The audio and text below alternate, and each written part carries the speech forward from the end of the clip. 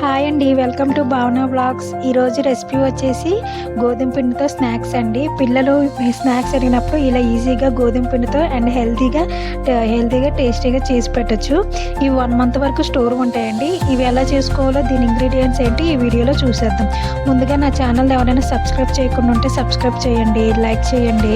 Video చూస్తున్నారు కానీ subscribe చేయట్లేదు, ప్లీజ్ సబ్స్క్రైబ్ చేయండి. మరిన్ని వీడియోస్ కోసం సబ్స్క్రైబ్ చేయండి ప్లీజ్ అండి.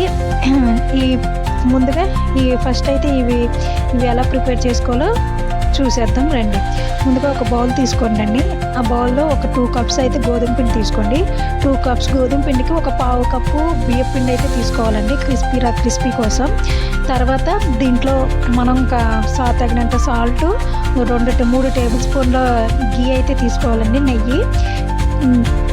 దీన్ని బాగా మిక్స్ చేసుకొని దీంట్లో అయితే కొంచెం మనం వాము క్రష్ చేసుకొని తీసుకోవాలండి.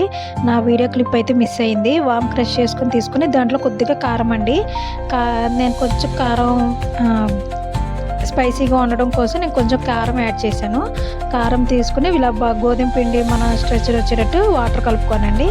ఇట్లాగా నాకైతే 1 కప్ వరకు వాటర్ అయితే సరిపోయిందండి. ఇలా గోధుమ పిండి మెత్తగా ఇలా సాఫ్ట్గా కలుపుకొని దీని మీద మళ్ళీ ఆయిల్ పోసుకొని మళ్ళీ బాగా మెత్తగా సాఫ్ట్గా కలుపుకొని మూత పెట్టుకొని పక్కన పెట్టేసుకోవాలండి. ఒక 1 అవర్ 2 అవర్స్ అయితే బాగా నాననివ్వాలండి. ఇలా 1 అవర్ 2 అవర్ బాగా నానిన తర్వాత దీన్ని మళ్ళీ తీసుకుని మళ్ళీ స్మాష్ చేసుకోవాలండి. తీసుకున్న దీన్ని ఒక చిన్న ముద్దని తీసుకొని మనం చపాతీ రోల్ లాగా చేసుకోవాలండి. అది ఎలా చపాతీ రోల్ అనేది మరీ పలసగా కాదు, మరీ మందంగా కాదు, మీడియం సైజుగా ఉండాలండి. ఇలా మీడియం సైజుగా చేసుకున్న తర్వాత దీన్ని మనకి ఏ సైజులో అయితే కావాలో పీసెస్ ఆ సైజులో వరకు కట్ చేసుకోవచ్చు. మనకి ఏ మోడల్లో కావాలో,